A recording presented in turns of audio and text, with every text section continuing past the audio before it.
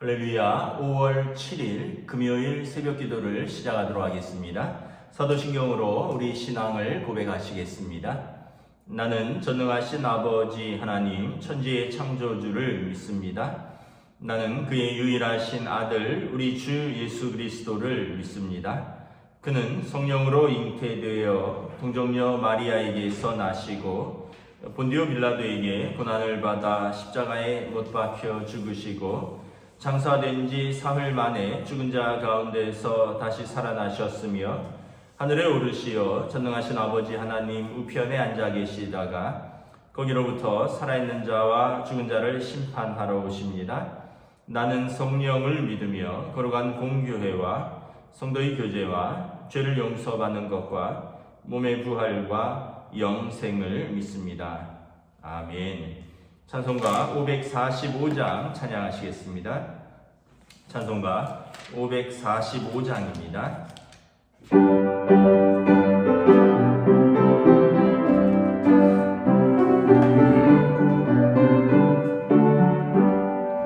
이들의 아무 증거이 되어도 믿음만을 가지고 손을 걸으며 이 뒤에 아무 소리 아니 들려도 하나님의 약속 위에 서리라.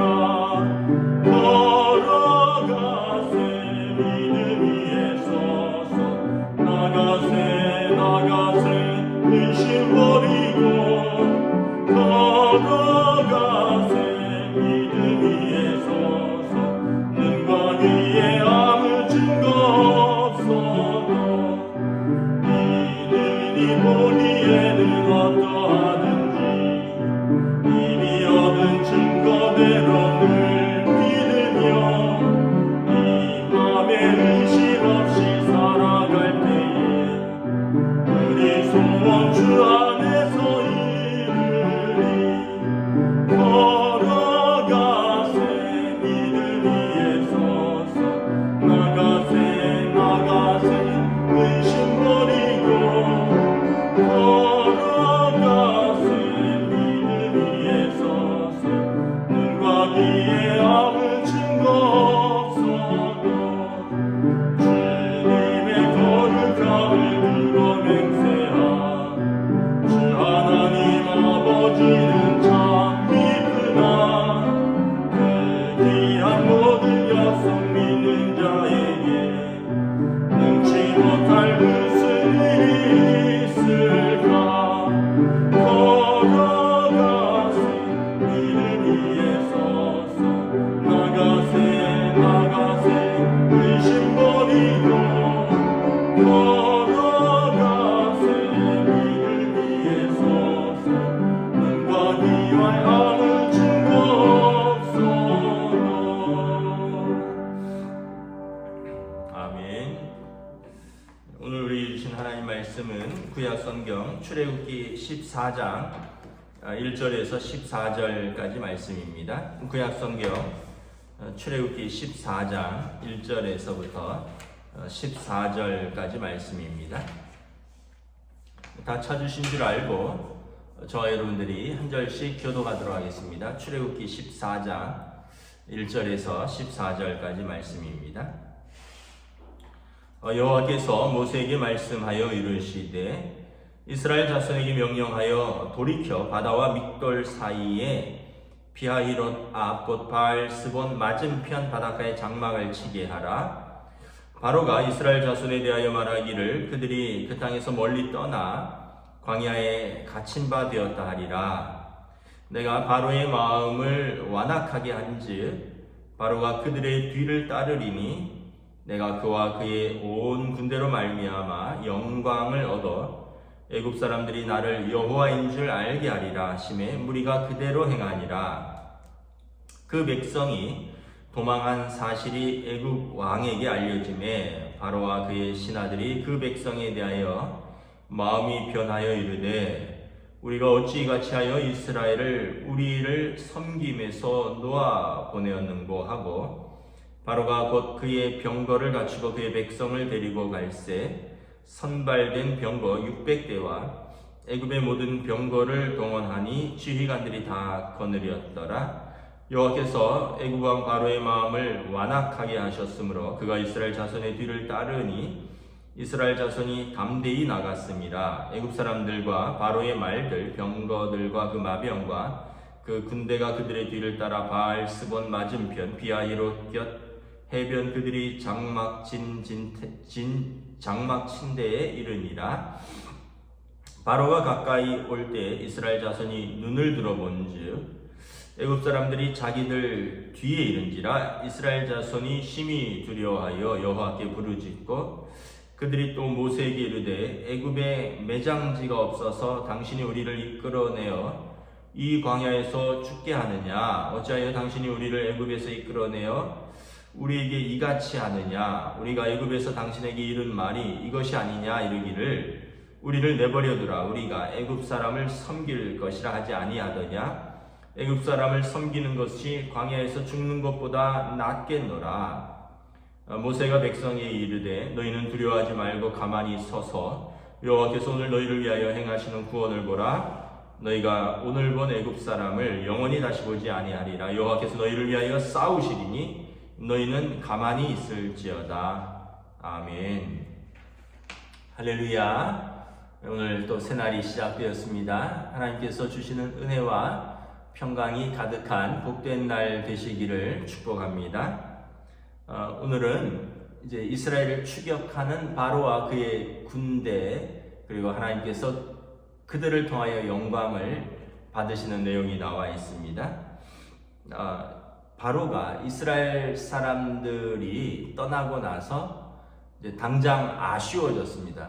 쉽게 얘기하면 여러분 장정만 60만이면 이제 그 이스라엘 사람들이 그 이집트의 노예였으니까 그 3D 일명 요즘으로 말하는 더럽고 힘들고 어려운 일들을 하는 그런 자기들을 위해서 그런 어려운 일들을 하는 사람들 장정만 60만 또 거기 뭐 부인들도 또 허드렛 일을 하고 뭐 살림을 살아주고 이랬다면 여러분 생각해 보세요. 외국인 노동자가 뭐 120만 명이 갑자기 없어졌다고 해보세요. 뭐 조금 어리거나 나이 든 사람들도 일을 할 수 있겠죠. 그러면 여러분 한 나라의 아마 경제가 쉽게 돌아가지 않을 것입니다. 그동안 400여 년 동안 이스라엘 사람들을 부리면서 뭐 힘들고 어려운 일들, 뭐 청소하고 뭐 성을 짓고 그런 어려운 것들을 다 시켰는데 자기들의 뭐 살림을 뒷바라지하고 이런 걸 다 시켰는데 이 사람들이 갑자기 없어졌으니까 그때는 10가지 제안 가운데 급한 김에 보내줬는데 보내고 나니까 생활이 불편해지고 힘들어진 거죠. 그래서 이제 백성들이 5절에 보면 바로와 그의 신하들이 마음이 변했다라고 말합니다. 그래서 우리가 어찌 같이 하여 이스라엘을 우리의 섬김에서 놓아보내었는가? 아주 정확하게 그들의 마음과 현실을 잘 표현했다고 생각을 합니다. 어찌 이같이 하여 우리가 이스라엘을 우리를 섬기는 데서 놓아보내주었는가? 그러면서 3절에 보면 다시 잡으러 가자라고 말을 합니다. 지금 이스라엘은 그 바다와 이제 그 이집트 사이에 갇혀 있다라고 말을 합니다. 3절에 바로가 이스라엘 자손에 대하여 말하기를 그들이 그 땅에서 멀리 떠나 광야에 갇힌 바 되었다. 광야에 갇힌 바 되었다. 다시 말하면 이제 광야가 이집트와 홍해 사이를 말하는데 지금 여기에 갇혔다는 거죠. 홍해가 큰 바다인데 이 바다와 이 이집트 사이에 갇혀 있으니 이제 우리가 그들을 잡으러 가자. 그래서 그들의 뒤를 추격합니다. 그러나 4절에 보시면 이미 하나님께서 그 계획을 알고 계셨습니다. 하나님께서 바로의 마음을 완악하게 한즉 바로가 그들의 뒤를 따를 걸 알고 있었고 내가 그와 그의 온 군대로 말미암아 영광을 얻어 애굽 사람들이 나를 여호와인 줄 알게 하리라 하시며 무리가 그대로 행하니라. 그러니까 여러분 하나님께서는 계획이 있으셨는데 10가지 재앙으로도 바로의 완악함이 꺾이지 않으니까 이제 그들과 그들의 군대를 홍해에서 직접적으로 타격을 입힘으로 다시는 광야길 40년 동안 추격을 못하게 하는 것입니다. 이 일 이후로 다시는 이제 추격을 못하는 거죠. 만약에 그렇지 않았다면 이스라엘이 홍해를 건너서 광야에 갔어도 그 광야를 이집트 군대가 추격을 했을지도 모른다. 이번 사건을 통해 하나님이 딱 못을 박아버리는 거죠. 그러니까 여러분, 이게 시각의 차이입니다. 바로는 이스라엘이 광야에 갇혔다. 하나님의 계획은 너희가 이 바닷길을 열고 너희가 이 바다에서 죽는 것을 보리라. 그러니까 이게 사람의 시각과 하나님의 시각의 차이인 거죠. 하나님 바닷길을 여신다. 이집트 사람들은 너희는 광야에 갇혔다라는 것입니다. 그런 책 제목이 있죠. 나의 끝, 예수님의 시작. 나는 끝이라고 생각하는데 그러나 나의 끝이 이제 예수님께서 역사하실 시간인 것입니다. 나는 이제 도저히 내 힘으로 내가 내 힘이 있을 때는 광야의 끝이라고, 광야에 갇혔다라고 생각하지 않아요. 아직도 살 길이 있다 생각해서 여기도 손을 뻗어보고 저기도 발을 디디어보고 여기서도 내 머리를 써보고, 그런데 완전히 갇혔다, 나는 방법이 없다 하면 그러면 어떻게 하죠? 사방이 갇히면 하늘을 바라보게 되는 거죠. 그때가 하나님의 역사의 시작인 것입니다. 그 이순신 장군도 그러셨잖아요. 사즉생 생즉사. 살고자 하는 자는 죽을 것이요 죽고자 하는 자는 살 것이다. 그러니까 이 순간이 백성이 하나님만 바라보는 순간인 것입니다. 바로가 이제 그들을 추격합니다. 6절에 7절에 보면 선발된 병거 600대와 애굽의 모든 병거를 동원하니 지휘관들이 다 거느렸더라. 이집트는 당시 세계 최강의 군대입니다. 선발된 병거 600대. 영어 성경에도 보니까 뭐라고 되냐면 The best chariot 이렇게 되어 있습니다. 가장 훈련이 잘된 이제 그 병거라는 거죠. The best chariot 600대와 그 외 all the other chariot, 다른 모든 병거들. 그러니까 다른 병거들 중에서 최정의 병거 600대가 앞장서고 다른 병거들이 지휘관들이 거느리고 따라갔다는 겁니다. 오늘날 말하면 여러분 그 특전사, 예를 들어서 특전사가 이 600소대가 앞에서 서고 나머지 다른 보병들이 뒤를 바치고 있다는 거죠. 얼마나 두렵겠습니까? 이스라엘이 바라봤는데. 병거는 말 4마리가 끄는 전차입니다. 말 4마리가 끄는 전차가 제일 앞에 최정예 전차가 600대가 서 있고 뒤에 새까맣게 수백 대의 수많은 전차들, 수천 대의 전차들이 있고 이 말들의 소리, 전차들의 바퀴 소리, 그리고 지휘관들의 소리, 군사들의 소리, 나팔 소리, 이 온 바다를 향하여 나오는 이거에 완전히 압도되지 않겠습니까?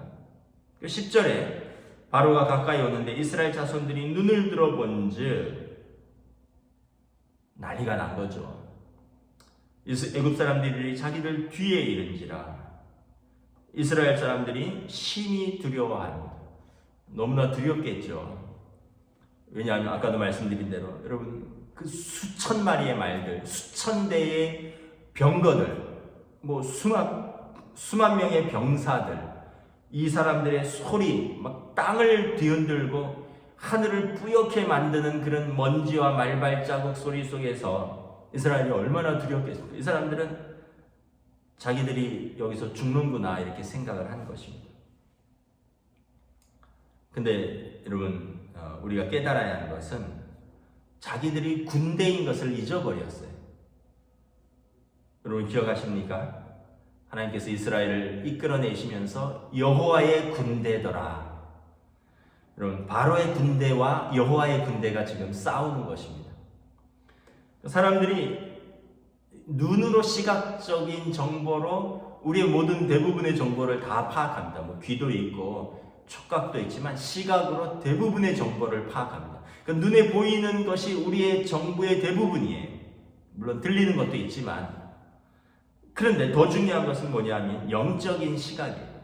하나님이 우리와 함께 하신다는 그 영적인 시각인 것이죠. 아까도 말씀드렸다시피 바로의 최정예 부대와 여호와의 군대는 카할이라고 했습니다. 하나님께서 직접 이끄시는 군대와 바로의 훈련된 지휘관들이 이끄는 군대, 여러분 누가 더 셀까요? 하나님의 군대 아닐까요? 그런데 믿음이 없으면 이것을 보지 못하는 거예요. 이것을 보지 못하니까 믿음이 없을 때 빠지는 현상은 두려움입니다. 그래서 이스라엘 백성이 심히 두려워합니다. 여러분 마가복음 4장에 보면 베드로와 제자들이 예수님이 배에 같이 타고 갈릴리 호수를 건널 때 예수님은 고물에서 주무시고 이제 파도가 치고 풍랑이 일어납니다. 그래서 그 사람들이 어부기 때문에 배를 바로 잡으려고 애를 쓰다가 완전히 이제 탈진하고 공황 상태에 빠집니다. 배를 어떻게 도저히 통제할 수 없는 지경에 빠집니다. 그때 그들이 예수님을 깨우죠. 예수님께서 뭐라고 말씀하십니까? 왜 두려워하느냐? 믿음이 작은 자들아. 그러니까 두려움과 믿음은 반비례 관계라는 것입니다. 왜 두려워하느냐? 믿음이 작은 자들아. 두려워하면 믿음이 작아지고 믿음이 커지면 두려움이 작아지는 것입니다. 예수님께서 바람과 파도를 꾸짖으시니 잔잔하여진지라. 그 제자들이 이 사람이 누구건데 바람과 바다가 잔잔하는가. 아직까지 예수님의 능력을 완전히 믿지 못하는 거죠. 여러분 하나님의 능력을 완전히 믿지 못하고 자기들의 눈에 보이는 것만 보니까 그들이 심히 두려움에 쌓입니다. 믿음이 작아진 것이죠. 그리고 믿음이 작아지고 두려움이 가득 찰 때 나오는 반응이 무엇입니까? 11절, 12절 읽겠습니다.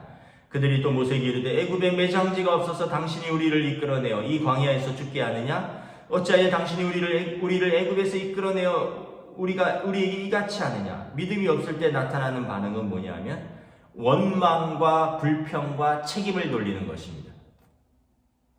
이 현상에 대해서 현상만 보니까, 눈에 보이는 것만 보니까 왜 나를 이 지경으로 만들었느냐? 왜 당신이 나를, 이러면서 여러분 원망하고 불평하고 책임을 돌립니다.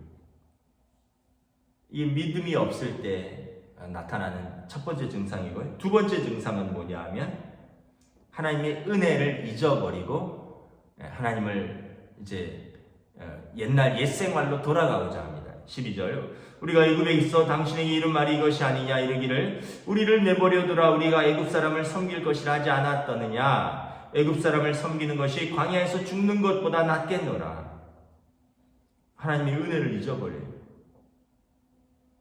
우리가 자유인으로 죽는 것보다 옛날처럼 노예로 사는 것이 낫겠노라. 옛생활로 회귀하겠다는 겁니다. 여러분 진짜 노예로 사는 것이 더 나을까요? 자유인으로 사는 것이 더 낫지 않겠습니까? 물론 자유인으로 죽는다라고 생각을 해서 그렇겠지만 여러분 노예로 매맞아가고 짐승 취급 대접 받으면서 그 사람들을 섬기면서 그리고 자기와 자기 가족들이 말할 수 없는 수모와 치욕 속에서 평생을 사는 것이 더 나은가요? 아니면 하루를 살더라도 자유인으로 사는 것이 더 낫습니까? 무엇보다 중요한 것은 이 사람들이 하나님의 은혜를 잊어버렸다는 거예요. 10가지 재앙으로 바로와 이스라엘 사람들을 치고 또 여러분 지금 구름 기둥과 불 기둥으로 그들을 인도하시는 하나님의 은혜를 잊어버린 거예요. 하나님이 지금도 아마 하늘을 쳐다보면 낮이니까 구름 기둥이 그들을 덮고 있을 거예요. 그걸 잊어버린 거죠. 우리도 그렇죠, 여러분. 어려운 일이 생기면 이제 보이는 건 현실밖에 없으니까 하나님을 부정합니다. 하나님을 원망합니다. 사람을 원망합니다. 그리고 누군가에게 책임을 돌리고 싶어 합니다. 차라리 이때가 더 나았다. 예수 믿기 전이 더 나았다. 예수 믿고 이게 뭐냐? 하나님 과연 살아계시기나 하는 거냐? 하나님이 나를 사랑하시는 거냐? 당신 때문에 이렇게 되었다. 당신이 예수 믿자고 했는데 나아진 게 뭐가 있느냐? 우린 전부 그렇게 되는 거죠. 지금까지 하나님이 도와주신 것, 지금까지 하나님이 인도하신 것은 다 잊어버리고 지금이 그냥 이 모든 것을 집어삼키는 것입니다. 네, 여러분, 믿음의 사람은 어떻게 말을 합니까? 모세를 보십시오. 13절, 14절 함께 읽습니다. 모세가 백성에게 이르되 너희는 두려워하지 말고 가만히 있어서 여호와께서 오늘 너희를 위하여 행하시는 구원을 보라.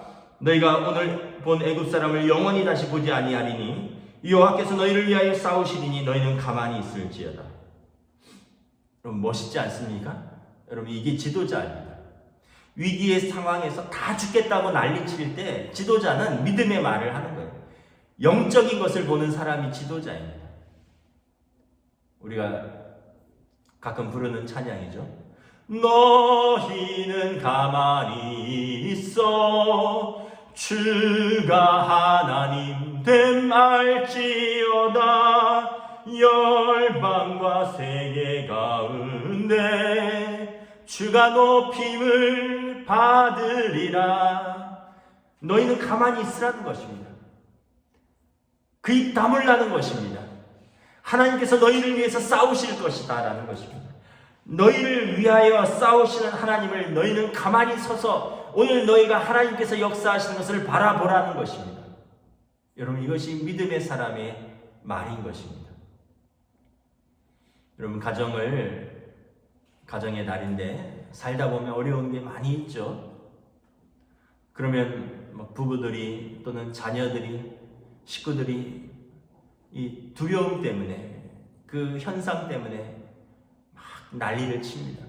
이제 우리는 어떻게 사냐고, 당신 때문에 그렇게 됐다고, 너희들 때문에 우리가 이렇게 어렵다고. 그래서 남편은 아내에게, 아내는 남편에게, 부모는 자녀에게, 자녀는 부모에게 다 죽겠노라고 하나님을 원망합니다. 지금까지 하나님이 베푸신 은혜를 다 잊어버려요. 하나님이 살아계시냐? 하나님 왜 날 사랑하신다면 날 왜 안 도와주시느냐? 근데 여러분, 믿음의 사람이 한 명이라도 있어야 됩니다. 그때 그 가정에서 하나님께서 우리를 어떻게 도우시는지 바라보자. 우리 가만히 있자. 그 불평하는 입, 원망하는 입, 서로를 향하여 책임 돌리는 입을 다물고 하나님께서 우리를 어떻게 도우시는지 우리가 한번 바라보자.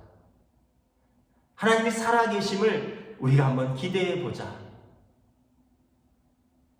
여러분, 이것이 우리의 믿음이고 또 이것이 하나님의 살아계심의 증거인 줄 믿습니다.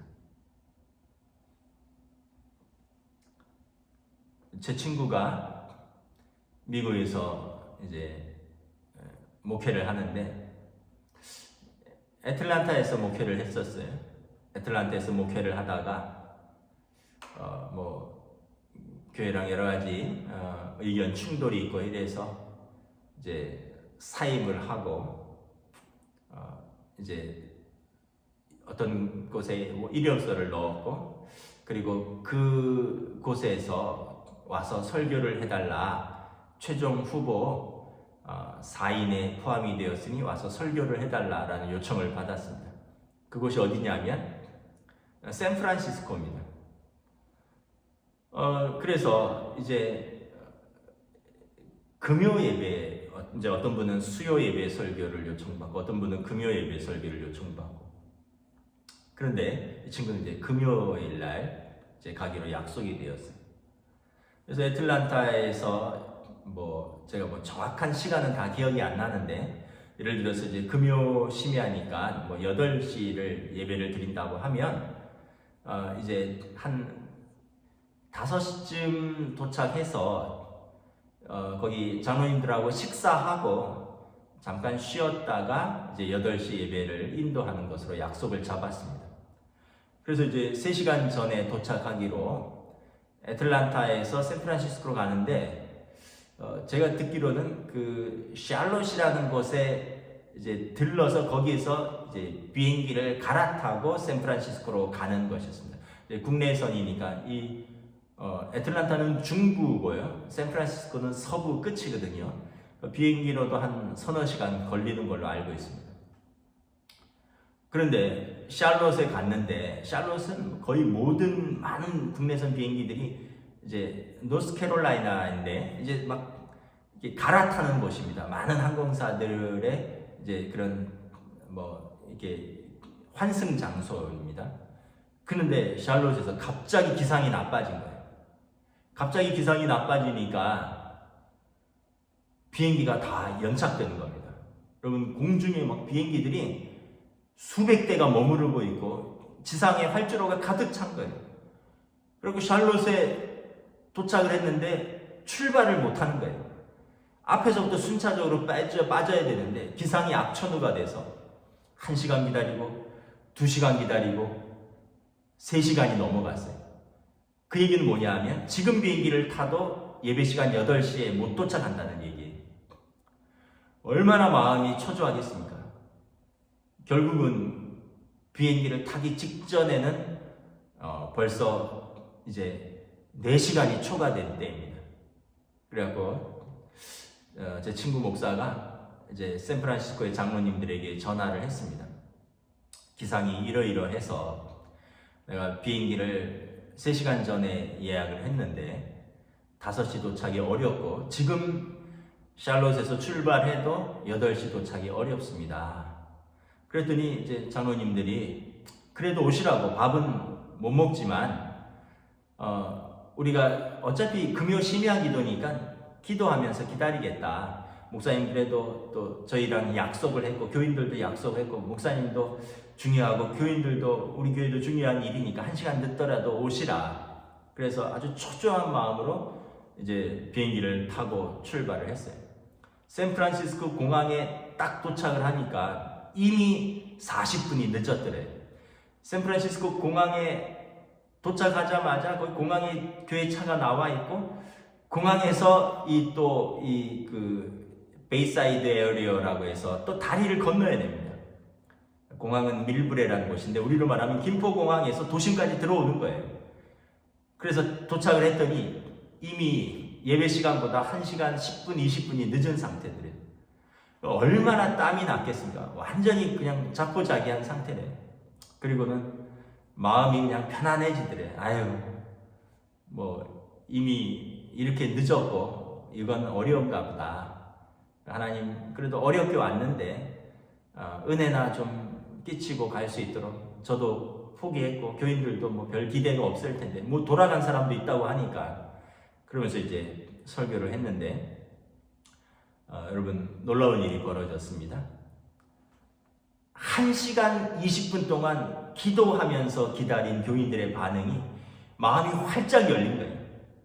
다른 분들은 와서 밥 먹고 시간 맞춰서 예배 딱딱 드리고 설교를 잘하고 가셨는데 이 친구는 뭐 밥 먹을 시간도 없고 자기도 비행기 타면서부터 뭐 공항에서부터 내내 기도하고 왔고 교인들도 악천후로 해서 비행기가 연착된다 뭐 이러면서 1시간만 기다려보자 기도를 하는데 1시간 넘었으니까 가실 분은 가시라. 한 20분 후에는 도착한다. 그랬더니 사람들이 이왕 기다리고 20분 더 기다리자 이러면서 무려 2분 설교 예배, 이분과 함께 예배 드리려고 80분을 기도하면서 기다린 거예요. 여러분 어떤 것에 은혜가 있겠습니까? 비록 시간 약속은 못 지켰지만 80분을 기도하면서 기다린 교회, 그리고 여러분 또 청빙 설교를 하러 가면 다 기도하고 가죠. 그런데 여러분 공항에서부터 비행기 안에서부터 그냥 거의 4-5시간을 그냥 축저사자 기도한 목사와 그래갖고 이분이 청빙이 됐어요. 지금 샌프란시스코에서 10년 넘게 잘 목회하고 있습니다. 이제 그 얘기를 들으면서 참 저도 우리 교회 올 때 생각이 났습니다. 저도 우리 교회 왔을 때 처음 청빙 설교할 때 저도 사도신경, 주기도문, 찬송가가 개역 개정판으로 바뀐 줄 모르고 미국에서 쓰던 성경책 찬송가 들고 와서 사도신경 다 옛날식으로 하는데 화면에는 바뀐 걸로 나오고 찬송가 몇 장 하겠습니다 했는데 제가 알려준 찬송과 반주가 나오는 찬송은 다르고 막 땀을 뻘뻘 흘리고 이제 장로님이 막 찬송가 갖다 줬던 기억이 나고 뭐 하여튼 여러분 어떻게 보면 우리의 끝이라고 생각했던 그때가 여러분 또 하나님의 역사의 시작입니다. 이렇게 돌아보면 정말 힘든 순간들이 많았죠. 뭐 다들 힘든 시간들이 많았을 것입니다. 뭐 저만 하더라도 군대에 있을 때 육체적으로 가장 힘들었을 때는 군대였고요. 또 한편 또 정신적으로 가장 힘들었을 때는 또 신혼 초였습니다. 또 물질적으로 가장 힘들었을 때는 미국에 있을 때였습니다. 저도 육체적으로, 정신적으로, 물질적으로 힘든 시기들이 있었는데 돌아보면 하나님의 은혜로 하나님께서 도우셨고 보호해 주셨고 이끌어 주셨습니다. 여러분들 오늘 모세의 말씀을 기억하십시오. 모세가 백성들에게 말합니다. 너희는 두려워하지 말고 가만히 서서 여호와께서 오늘 너희를 위하여 행하시는 구원을 보라. 너희가 오늘 본 애굽 사람을 영원히 다시 보지 아니하리라. 여호와께서 너희를 위하여 싸우시리니 너희는 가만히 있을지어다. 아멘. 기도하겠습니다. 하나님 은혜를 감사합니다. 사면 초가와 같았고 애굽 땅, 애굽 군대와 홍해 바다 사이에 갇혀 있는 이스라엘 사람이라고 생각했지만 이스라엘 사람들이 간과한 것은 그들은 하나님의 군대라는 사실을, 하나님께서 친히 싸우시는 카할, 하나님이 부르신 하나님의 군대고 하나님께서 자기 백성을 위해서 싸우신다는 것을 잊어버렸고 하나님께서 10가지 재앙으로 바로와 애굽 사람들을 치고 하나님께서 구름 기둥과 불 기둥으로 지금도 그들과 함께 하시는 것을 잊었다는 것입니다. 그러나 모세가 그들의 믿음을 다시 한번 돌아보게 하며 하나님 앞에서 담대히 선포하는 이 말씀을 붙들고 하나님 되심이 선포되었던 것처럼 오늘 우리의 삶 속에서도 우리가 우리를 위하여 행하시는 하나님의 구원을 바라볼 수 있기를 원합니다. 여호와께서 우리를 위하여 싸우시리니 우리는 가만히 서서 그분이 하나님 되심을 볼지어다. 이것이 우리의 고백이 되며 또 우리의 믿음의 증거가 될 수 있기를 원합니다. 주님 은혜를 주시옵시고 오늘 하루도 함께하여 주시옵소서. 감사를 드리오며 우리 주 예수 그리스도 이름으로 기도드리옵나이다. 아멘. 하늘에 계신 우리 아버지, 아버지의 이름을 거룩하게 하시며 아버지의 나라가 오게 하시며 아버지의 뜻이 하늘에서와 같이 땅에서도 이루어지게 하소서. 오늘 우리 일용할 양식을 주시고 우리가 우리에게 잘못한 사람을 용서하여 준 것 같이 우리 죄를 용서하여 주시고 우리를 시험에 빠지지 않게 하시고 악에서 구하소서. 나라와 권능과 영광이 영원히 아버지의 것입니다. 아멘.